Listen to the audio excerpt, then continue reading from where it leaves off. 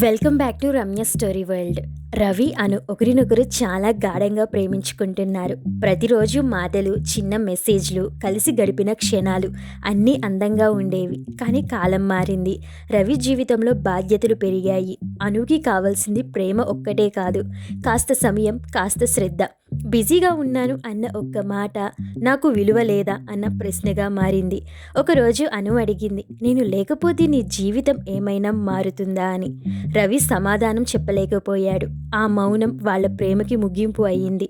విడిపోయిన రోజు ఏడుపు లేదు, కోపం లేదు, కానీ మనసులో ఖాళీ మాత్రం మిగిలింది.